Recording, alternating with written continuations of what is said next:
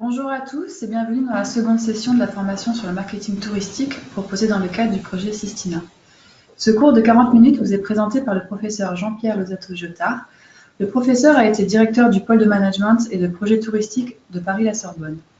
Il fait aujourd'hui partie de l'Association internationale des experts et scientifiques du tourisme et il est également membre de la Commission nationale qualité tourisme. N'hésitez pas à poser des questions pendant le cours, le professeur y répondra une fois la session terminée. Merci à tous et bonne formation. Merci Rachel, et on prend le relais immédiatement. Bonjour à toutes et à tous. On reprend donc ce que nous avions déjà commencé la première fois, dans une première présentation.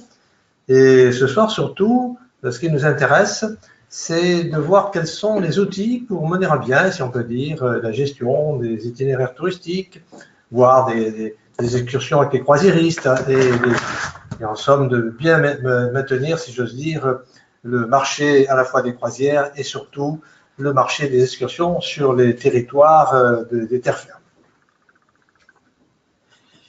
L'essentiel pour bien comprendre tout ça, c'est de se rappeler que les composantes commerciales sont évidemment fondamentales et que pour les bases du marketing stratégique, il faut à tout prix qu'on puisse maîtriser le produit, le marché à destination.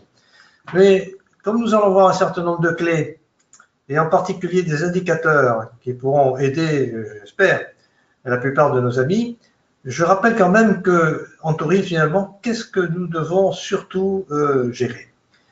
Bien sûr, le client, mais le temps et les destinations.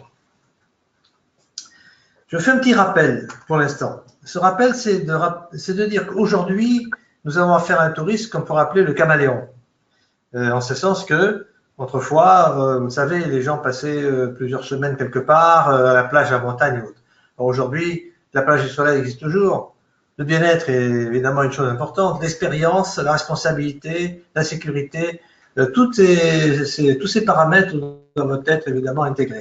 Mais ce qui nous intéresse, nous, ici, ce soir, c'est surtout de voir quels sont les lieux touristiques qui peuvent accueillir, par exemple, des croisiéristes qui arrivent dans des ports, ou encore quelles sont les offres, l'image de marque et surtout quel est aujourd'hui l'impact des nouvelles technologies, étant donné que les nouvelles technologies ne servent pas seulement aux professionnels que vous êtes tous et toutes, mais ça sert aussi aux clients.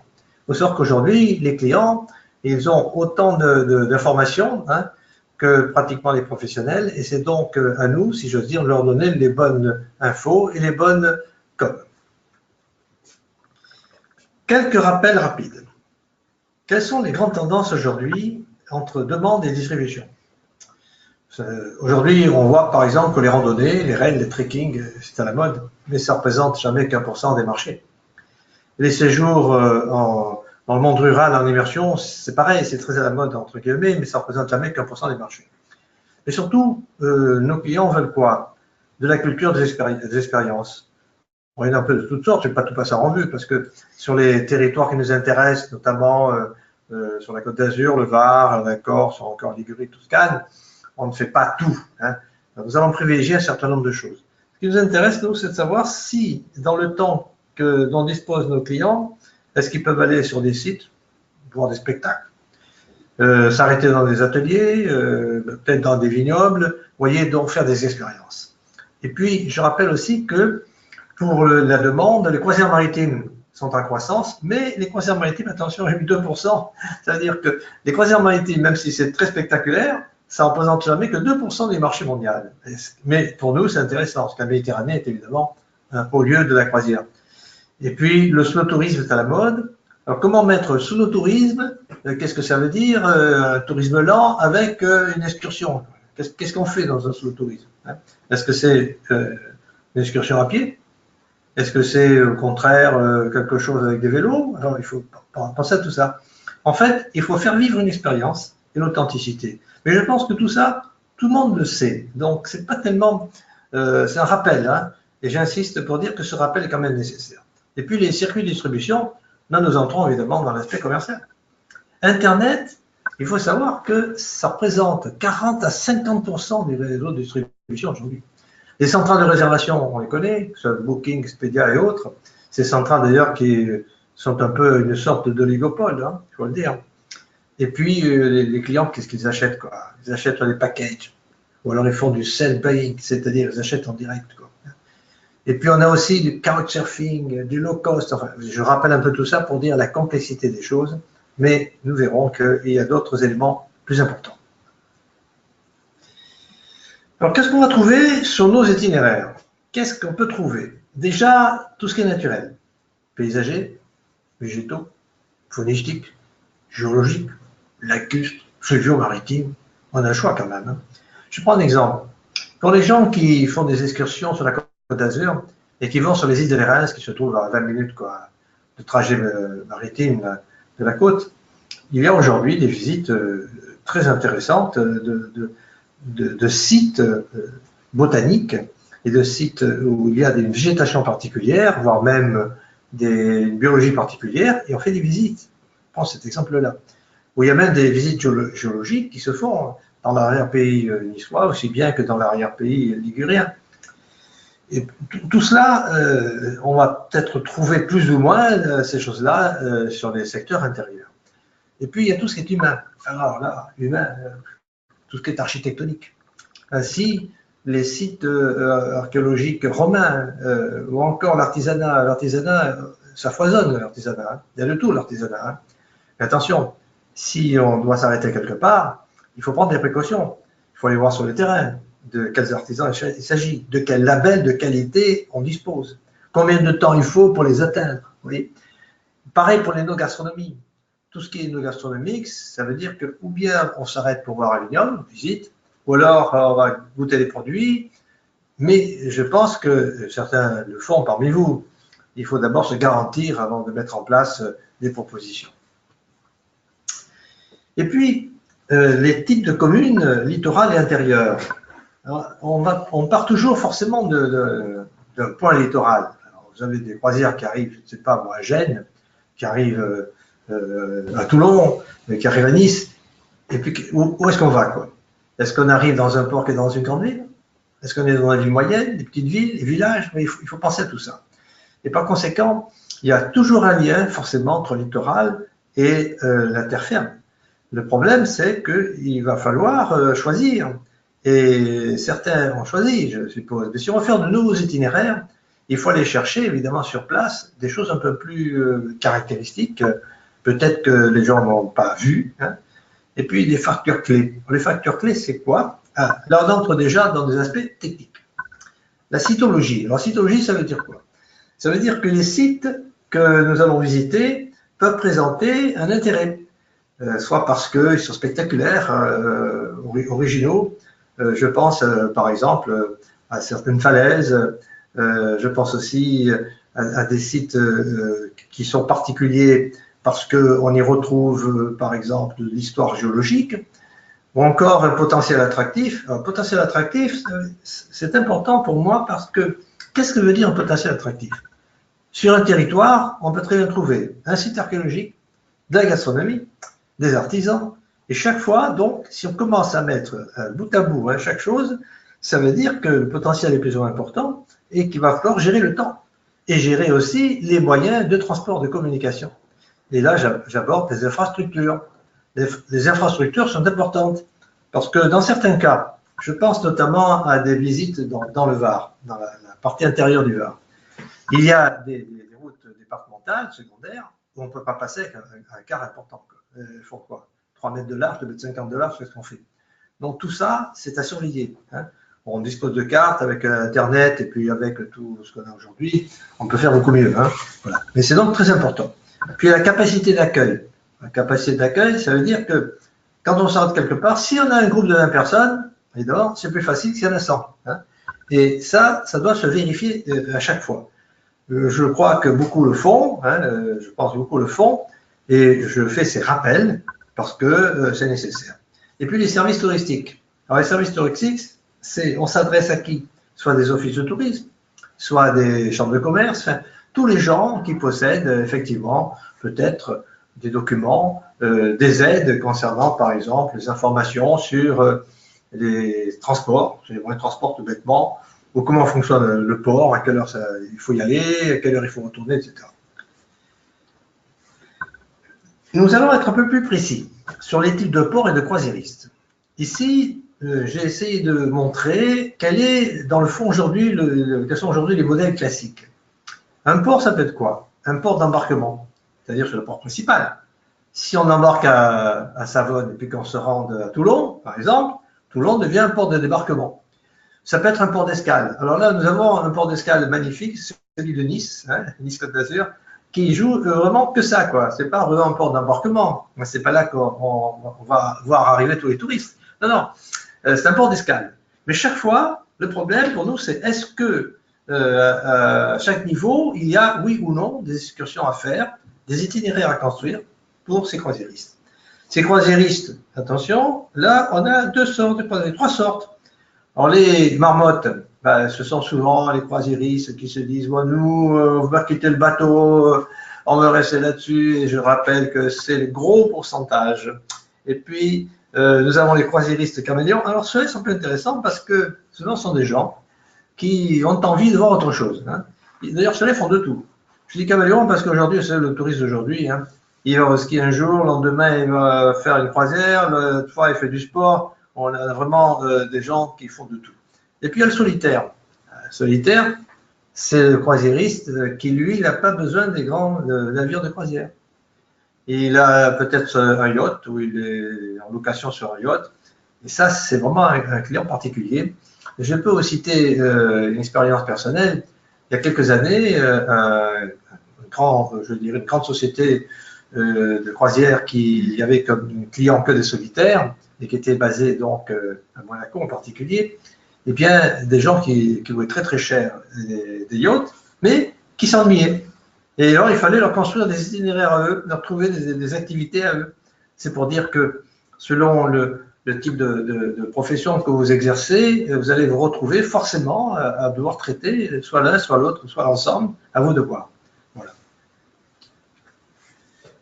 Je rappelle ici les principales pratiques touristiques maritimes.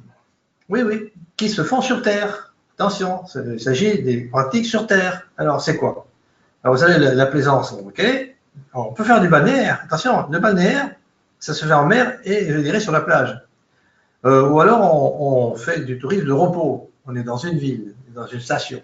Et on a des activités nocturnes, de diurnes. On peut faire du sport. La thalasso. Ah oui, la thalasso, alors c'est étrange parce que la thalasso est souvent sur Terre, alors qu'il faut l'eau de mer. De l'ititourisme, enfin, voilà, plein de choses qu'on peut faire en pratique touristique maritime. Mais surtout, ce qui est important, c'est que nous, on doit joindre ça avec les pratiques internes, c'est-à-dire sur la terre ferme. Et sur la terre ferme, on ne peut pas faire autrement que de regarder les potentialités attractives. On n'invente rien. Il faut aussi aller se rendre compte des dates auxquelles on aborde le problème. Parce que si, par exemple, on arrive à un week-end où il n'y a rien, qu'est-ce qu'on fait? Par contre, si on veut emmener des gens à un spectacle, il faut savoir si ce spectacle, où il a lieu ou pas. Il faut aussi se rendre compte quels sont les horaires des artisans, ce qu'ils nous proposent. Vous voyez, donc tous ces problèmes-là, hein, ce que je suis en train de dire, c'est que les slides sont simplement, si vous voulez, un début de discussion, mais ensuite, derrière, il y a tout ce que je suis en train d'expliquer. Voilà, la mer, c'est le point commun, c'est tout. La terre. Maintenant, on devrait rappeler un petit peu l'économie du tourisme. Ah, l'économie du tourisme. Je ne sais pas si vous avez tous et toutes entendu parler des échelles d'élasticité. Les échelles d'élasticité, c'est donc un terme qu'emploient tous les économistes, ou les géoéconomistes dont je fais partie, qui est tout simplement de dire quelle est la dépense moyenne par jour d'un touriste. Et là, je vous ai résumé, aujourd'hui, en 2018, avec les données de l'Organisation mondiale du tourisme, qu'on peut aller voir d'ailleurs sur Internet, vous avez là, en gros, l'échelle d'élasticité moyenne, c'est-à-dire les dépenses en 24 heures, j'insiste, 24 heures. C'est-à-dire par jour, je dis par jour, mais là-dedans, il y a la nuitée chaque fois. Hein. Il y a une nuitée, si vous voulez, on prend le transport, que quelqu'un paye, même s'il va une semaine, on prend les dépenses qui ont été faites. Moi, avec l'OMT, on a le tableau où ils nous disent, voilà, les dépenses, comment ça se passe. Hein. Et puis après, ça, ils ne l'ont pas fait, c'est moi qui l'ai fait, je revendique. Donc, on peut créer l'échelle d'élasticité par jour, par 24 heures, c'est préféré. Et aujourd'hui, ben, voilà, la moyenne, c'est quoi? 175-200 €. Attention, ça veut dire qu'il va falloir se partager ce petit gâteau. Il y en a qui commencent à 50 €. Alors ça, vous savez, c'est les sacs à dos, là, hein, les jeunes qui partent, qui dorment la belle étoile, sont sur leur vélo, hein, etc. Et puis après, on arrive alors à un premier plafond, c'est 350 € jour. Là déjà, ceux qui commencent à dépenser 350 € jour, hein, c'est par exemple des croisiéristes qui sont assez fortunés, qui vont dans les navires de croisière, où ils vont payer par exemple 1 500, 2 000 € pour la semaine. Hein, et ceux-là, est-ce qu'ils vont être des gens qu'on va prendre pour les amener sur les itinéraires? Est-ce que c'est ces clients-là? Est-ce que ce sont plutôt les moyens? Vous voyez qu'il y a plein de choses à mettre ensemble. Quand on veut chercher faire du étude de marché, il faut arriver à comprendre quels sont les clients sur le plan économique qu'on a en face de nous, moyens, élevés, plutôt bas, et ensuite raccrocher à la demande. Est-ce qu'ils veulent quoi? Ils veulent quoi? Du caméléon ou est-ce qu'ils veulent plutôt de la marmotte? Vous voyez que c'est pas si simple. Faire de l'offre au feeling, c'est-à-dire si on commence à faire de l'offre au feeling, souvent on voit dans les catalogues d'excursion, on peut les regarder dans le Var et ailleurs d'ailleurs, ça reste très théorique, quoi, parce que finalement, on propose, mais on propose sans être sûr que ça va marcher.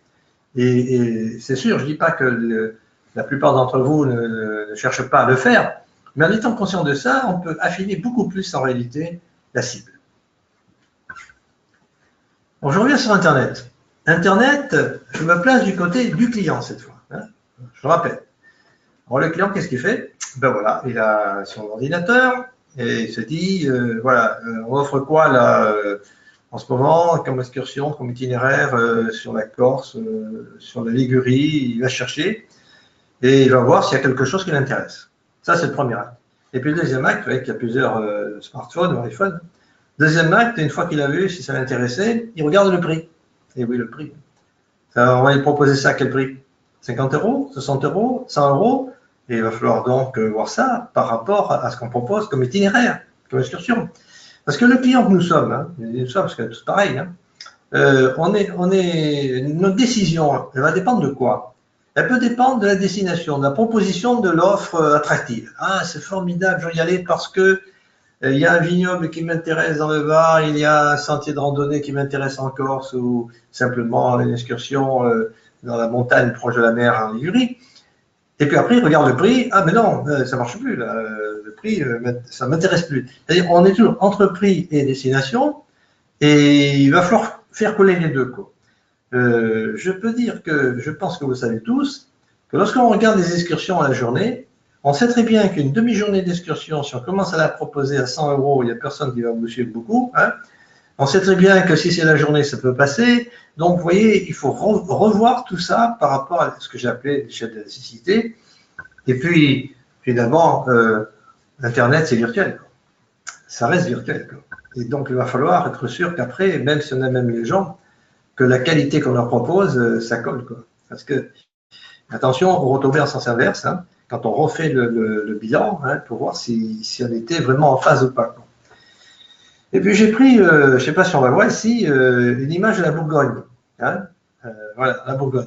C'est intéressant parce que la Bourgogne, ça m'a beaucoup amusé. Alors bien sûr, on n'est pas avec le maritime, hein, mais regardez ce qu'ont fait les gens à Bourgogne. Hein. Ils ont voulu montrer qu'en Bourgogne, on est mieux qu'ailleurs. Pourquoi? Parce qu'il n'y a pas de touristes. Hein. Alors bien, en Bourgogne, il n'y a pas de touristes. Ça veut dire en Bourgogne, on vous montre derrière des sites historiques, des vignobles. Enfin, la Bourgogne, c'est le bien-être, bien vivre. C'est pour les gens intelligents, qui veulent faire des choses formidables, des excursions formidables. Hein. Et c'est un territoire qui se veut un peu identitaire, entre guillemets. Donc, c'est pour dire que aujourd'hui, la com, la publicité montre d'ailleurs certaines choses, c'est que le touriste a tendance à dire « je ne veux pas qu'on me traite comme n'importe qui, quoi, standard ou hypermarché. » quoi, hein. Et ça aussi, c'est un point important. Mais vous voyez que derrière cette image à Bourgogne, ce qui est intéressant, c'est que ça sous-tend la qualité, le label et autres. Venons-en maintenant à des aspects un peu pratiques. Voilà. Alors, moi j'appelais ça ingénierie, bon, je m'explique un petit peu. L'ingénierie, je ne dis pas que vous allez tous faire de l'ingénierie, c'est pas ça. C'est au sens, si vous voulez, un peu les clés stratégiques, quoi, voilà. Alors, il faut mélanger en tourisme des choses très complémentaires et qui ne sont pas toujours évidentes. Il faut proposer des choses soft. Alors, le soft, c'est quoi?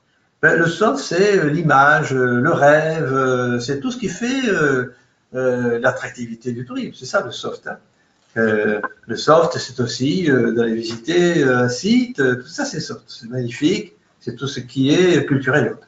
Et puis le hard, ça c'est plutôt nous. Hein. D'ailleurs, le hard, c'est les outils opérationnels. Comment je vais faire pour proposer mes produits, comment je vais les construire.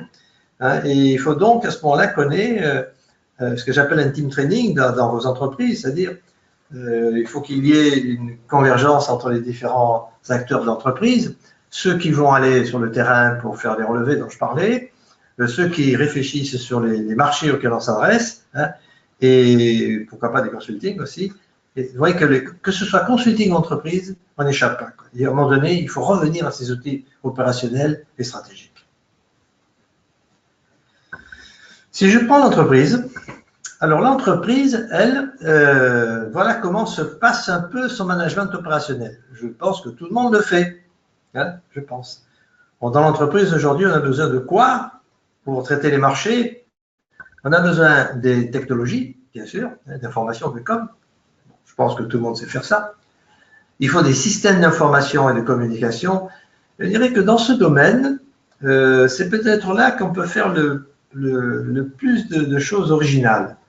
Parce que tout compte fait, lorsqu'on met quelque chose sur Internet, lorsqu'on propose en technologie des informations, c'est là qu'il faut réfléchir à la façon dont on va présenter les choses. Bien entendu, il faut rappeler le fondamental, c'est-à-dire la qualité, l'intérêt de ce qu'on montre. Moi, je dirais, il y a trois choses qui me semblent importantes aujourd'hui, parce que j'en parle avec beaucoup d'amis des entreprises, et notamment, je reviens d'un salon à ce sujet, c'est que ce qui marche bien, c'est lorsqu'on montre dans le fond les choses qui sont originales, un peu uniques, spectaculaires, et surtout qui peuvent être intégrées. Donc ça fait pas mal de choses sur lesquelles il faut réfléchir un peu plus. Si je prends un itinéraire simple, disons qu'on parte, je ne sais pas, du port de Toulon, et puis on décide d'aller voir les vignobles du côté des Arcs, où il y a des entreprises. Bon, on va arriver là, on a des gens qui nous attendent, il y a donc tous les problèmes d'ailleurs de gestion du groupe. Je répète, si le groupe il a 20 personnes, c'est pas pareil si on amène 2 quarts de 50. Hein. Bon, il faut expliquer aux gens aussi. Quand ils visitent, il faut faire une visite logique, il faut expliquer. Et en même temps, il faut qu'on ait des gens qui répondent à des critères de qualité, hein, qu'il faut vérifier. Et par contre, vous voyez, en parallèle à tout ça, il y a le transport. Alors le transport, la capacité d'accueil, je vais pas en parler, le transport est un élément clé. Je dis souvent, pas de transport, plus de tourisme, plus d'avions, plus de tourisme, c'est fini. Hein. Et de même que ces transports doivent être adaptés en temps, je dirais, avec les infrastructures, des moyens de communication dont on dispose. Sinon, on va avoir de très gros problèmes. Et je rappelle aussi une chose qu'on avait déjà vue, je pense, dans la fois précédente. N'oublions jamais qu'il faut gérer ce que j'ai appelé le temps basket. Je sais bien que tout le monde ne sait pas ce que c'est, mais c'est très simple, temps basket. C'est le temps réel d'activité. Parce que si on reste 2 heures dans un vignoble, ça veut dire aussi que si le vignoble est à 100 km du port, vous imaginez, si on met plus de temps pour aller voir le vignoble que pour le visiter, il commence à avoir un problème. Le temps basket, je le rappelle, c'est comme au basket, on ne tient compte que du temps d'activité. Et ça, c'est un grand impératif quand on fait des excursions et des itinéraires. Si le temps mort remporte sur le temps d'activité, ça devient problématique. Hein. Surtout qu'il faut, s'il y a des croisiéristes, il faut les ramener au port le soir. Et puis, utiliser les GDS, bien sûr, le yield management, tout ça, je pense, vous le faites. Hein. Et ça, évidemment, le yield management permet, avec vos ordinateurs, de régler vos prix, vos groupes, vos jours, mais ça c'est classique. Je rappelle quand même, si c'est classique, il faut quand même le faire. Mais comment faire du GDS et du yield management si on n'a pas la maîtrise du temps, si on n'a pas la maîtrise des prix, si on n'a pas la maîtrise des clients, hein. Quant au BNB, là, les centres de réservation, marketing, gestion, j'en parle un peu, simplement parce que il se peut, hein, ça dépend de ce qu'on fait, évidemment, il se peut, je reviens sur les croisiéristes, il se peut que des croisiéristes veulent passer, par exemple, une nuit quelque part. Alors là, ça devient un autre type de problème. Si on passe une nuit quelque part, ça veut dire que le navire n'est pas parti. Hein. ça veut dire que c'est donc une escale plutôt longue. Vous voyez, c'est deux choses différentes. Gérer une excursion à la demi-journée, la journée, c'est une chose. Gérer une excursion avec une nuitée, là, ça devient plus compliqué. Et là, il faut à ce moment-là revenir au contact des gens des ports, au contact des compagnies maritimes elles-mêmes, ce qui veut dire que finalement, dans la chaîne, on ne peut pas non plus s'extraire. Hein. Je dirais que l'agent de voyage ou celui qui propose des itinéraires doit d'un côté bien connaître les sites qu'il va visiter, les artisans et autres, calculer tout ça, et puis d'un autre côté, il faut savoir aussi comment on va faire avec les gens des ports pour faire coller les morceaux.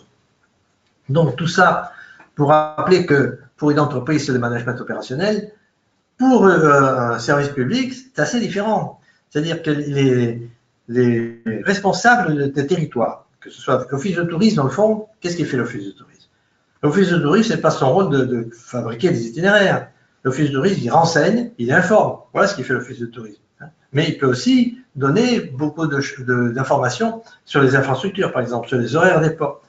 Et puis, vous avez les chambres de commerce qui, elles, doivent travailler beaucoup plus avec les entreprises directes, avec les artisans, qui vérifient, par exemple, les labels de qualité. Nous, en France, je pense que tout le monde le sait, nous avons mis au point une marque. Attention, faire la différence entre label et marque. Qualité France est une marque qui a été mise en place il y a quelques années lorsqu'il y avait donc un ministre du tourisme et dont je fais partie d'ailleurs de la commission au passage. Et la marque Qualité France, alors là, c'est d'aller vérifier par exemple des chaînes d'hôtels, des territoires qui veulent avoir un label et qui doivent répondre à des normes importantes. Donc, à vous, professionnels ou administratifs, je veux dire, d'aller vérifier, parce qu'il y en a des labels, hein, et il y en a des choses, des marques, donc tout ça demande une vérification extrêmement sérieuse. Alors, finalement, je fais un petit rappel, on a vu une fois précédente qu'il faut gérer tout ce temps basket, qu'il faut gérer l'échelle des prix, qu'il faut savoir à quel type de client on a affaire, à quel type de port on s'adresse, comment lier tout ça. Et l'entreprise doit avoir un plan d'action. Plan d'action, c'est ce qu'on appelle souvent dans le métier, quoi, la mise en tourisme.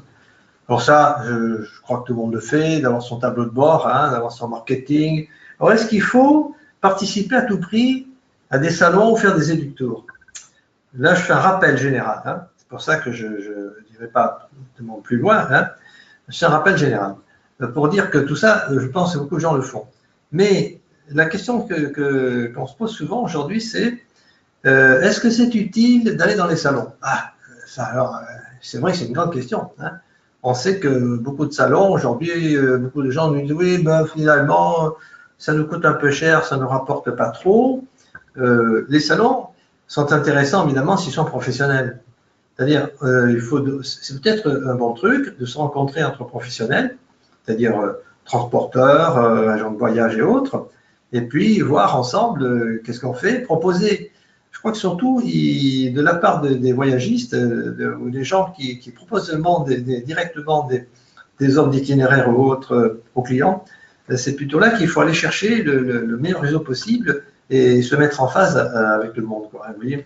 Et puis, vous avez les moyens. Alors, les moyens, voilà, les moyens, ils sont là. Il y en a toujours les mêmes. Hein. Les moyens, d'abord financiers. Est-ce qu'on a les moyens financiers pour répondre à tout ça hein voilà.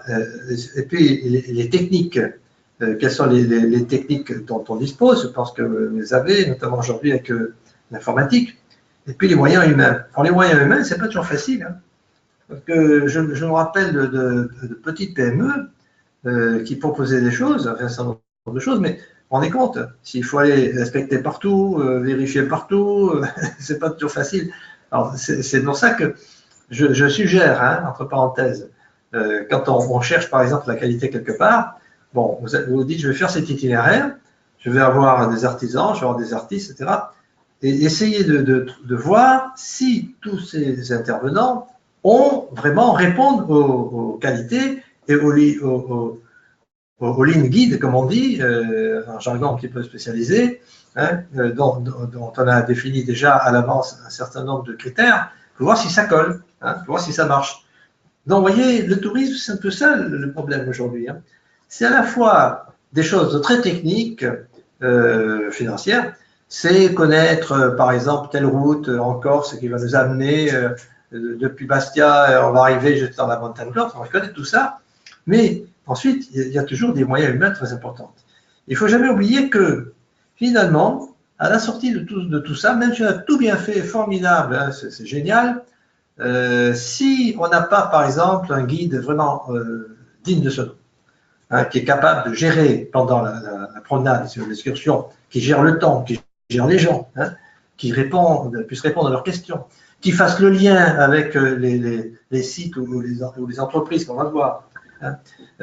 Donc finalement, à la sortie, les aspects techniques, bon, il ne faut pas qu'il y ait de problème. Hein, je pense par exemple à une année, plusieurs années de ça, moi je n'étais pas un spécialiste du guidage, mais on m'avait demandé à l'époque d'amener des Chinois et des Américains dans l'arrière-pays niçois, d'aller dans les gorges du Verdon, et je ne m'étais pas trop renseigné, par exemple, je ne savais pas que les Chinois, ils avaient le mal de l'autobus. Je me suis retrouvé avec 30 personnes qui ont des problèmes parce qu'ils avaient le mal de l'autobus. Bon, je ne savais pas. Une autre fois, c'était des Américains. Les Américains, eux, ce qu'ils voulaient, c'était voir rapidement, d'accord, c'est bien de voir le Verdon, mais ce qui les intéressait, c'était d'aller voir des vignobles, d'aller voir comment on faisait du vin en France. Donc, vous voyez, il faut vraiment se renseigner et les moyens humains sont très importants. À la sortie, une autre fois, on part avec des Américains, ok, parfait, et puis on était quand même au mois de juillet, hein, voilà que la clim s'arrête dans le bus. Alors ça, pas de clim. Alors les Américains, c'est implacable, s'il n'y a pas de clim, ils ne savent pas vivre sans la clim. Alors il a fallu qu'on trouve sur le champ, moi je savais où il y avait par exemple des relais des bars, vous voyez, c'est pas idiot, hein. Qu'est-ce que j'ai fait? J'ai téléphoné, on s'est arrêté aussi sec dans un bar, tout le monde était content, j'ai retéléphoné pour comment avoir notre bus, enfin, je ne dis pas les histoires. Donc il faut penser aussi à ça, il faut penser aux incidents éventuels. Donc qualité, quels sont les relais possibles, qu'est-ce qu'on fait, etc. Alors nous en arrivons à ceci, c'est pour, on revient en arrière, voilà, pour montrer la différence entre tous ces gens-là. Alors je rappelle l'entreprise, hein, ce qu'elle fait, je rappelle, hein. Et puis la collectivité, elle, c'est-à-dire le pouvoir public, lui, est-ce qu'il fait la même chose que l'entreprise? Ah. Alors, le problème, il est là. C'est que si on prend le territoire, la collectivité, c'est un territoire. Hein. Si je prends, par exemple, je ne sais pas, Draguignan, si je prends dans l'RPI Saint-Martin-les-Gibis ici, ou alors si je prends une ville intérieure de la Toscane, hein, quel est l'intérêt pour un territoire? L'intérêt, d'abord, c'est un intérêt stratégique de proposer un modèle de tourisme. Voilà, de tourisme. Ensuite, de faire sa com, de valoriser, de faire la promo. Mais, finalement, il ne faut jamais oublier que l'objectif aussi de la collectivité, c'est à la fois, certes, l'image de marque qui est formidable, hein, d'avoir la culture, mais c'est aussi d'avoir des retombées économiques. Hein. Sur les, je sais pas moi, on paye 50 € pour faire une demi-journée, mais après, ce qui est intéressant, on le sait tous, c'est que les gens s'arrêtent, ils vont acheter, ils vont voir, ils vont ramener des souvenirs, ils vont acheter des bouteilles de vin, enfin j'en passe. Hein. Donc, il y a l'intérêt de retomber d'impact économique. Et ce qui dit impact économique, dit impact sur l'emploi. Et là, je prendrais quelque chose de très précis. Les musées. Bon, on a beaucoup étudié, quand j'étais en charge justement du pôle d'ingénierie à Paris, on a beaucoup étudié le rapport entre dépenses et emploi touristique. Eh bien, pour les musées, on sait très bien. Pour les musées, on a la chose. Un musée qui arrive à faire payer, disons, entre 12 et 15 € l'entrée. Hein, tout le monde me suit. Bon. Combien faut-il de clients à ce prix-là pour créer un emploi permanent? Hein, si, je ne sais pas, peut-être que vous le savez, s'il y en a qui le savent, je serais intéressé de savoir. Eh bien, le calcul est le suivant. C'est que bien sûr, il faut tenir compte aussi du coût que présente le musée, s'il est grand, s'il est petit, c'est beaucoup de paramètres. Hein. Mais je prends une moyenne. En moyenne, voilà la chose. Il faut minimum 10 000 clients annuels, minimum à 15 € l'entrée pour avoir un emploi permanent et pas à des niveaux très élevés de salaire. Mais il faut le savoir, ça. Hein. Et par conséquent, le rôle, je dirais, cette fois, du territoire, c'est d'en être conscient, quoi. Parce qu'évidemment, l'agent de voyage, lui, à la limite, c'est pas son problème. Hein. L'agent de voyage, lui, il vend son truc, hein, les gens vont voir le musée. Mais pour une collectivité, c'est important. Donc aujourd'hui, le tourisme est tellement comment dire, important au niveau général, c'est quand même une des activités les plus complexes, hein, qui fait rentrer le maximum de paramètres. Je dis souvent que c'est plus facile de vendre une Ferrari ou une Clio, c'est pas de la galéjade. Hein.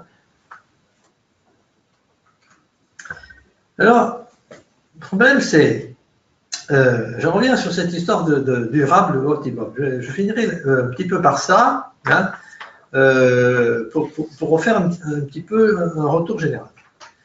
D'abord, je rappelle que depuis le début de nos interventions, on a vu qu'il y avait donc un certain nombre de paramètres classiques.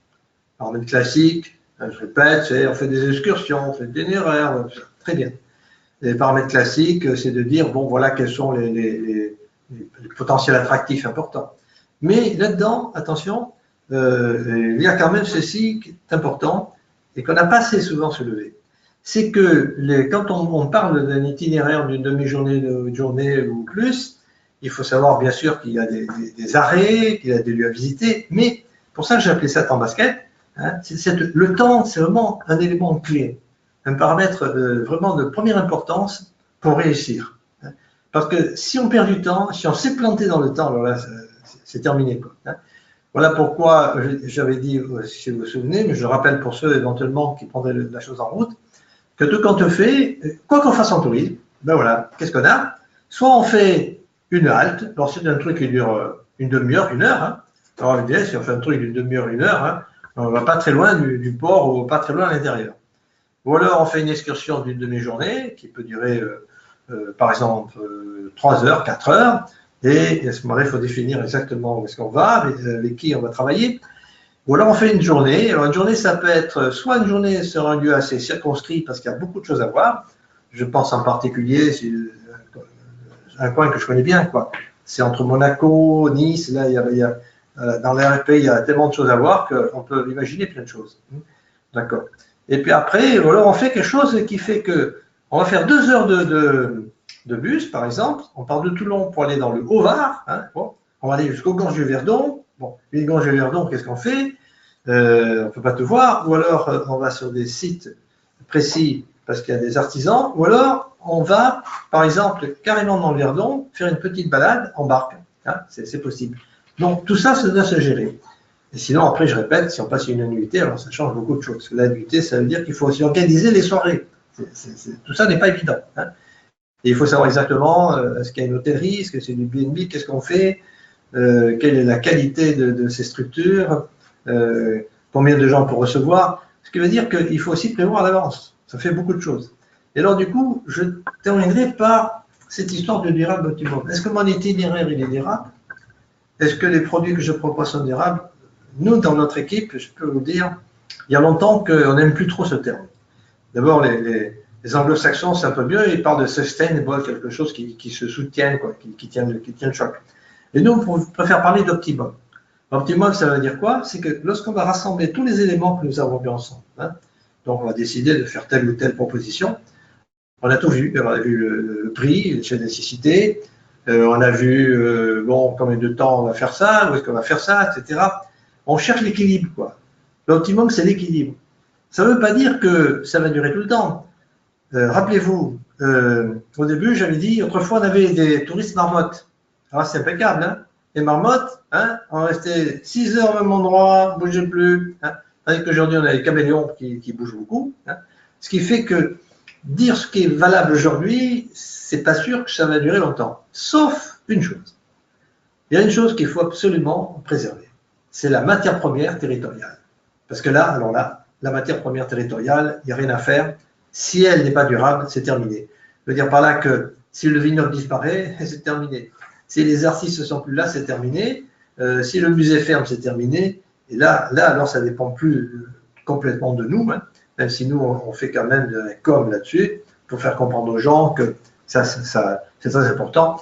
Donc voilà pourquoi, là, je rappelle quand même que la durabilité passe aussi par le fait qu'il faut adapter le nombre de clients qu'on amène quelque part et qu'il faut savoir aussi, si on veut que ça tienne le choc, il faut savoir aussi sur les lieux où nous allons, les gens que nous allons voir, comment on va faire pour faire en sorte que non seulement l'accueil soit bon, bien sûr, mais que les gens qu'on gère, eux aussi, aient la bonne attitude optimale.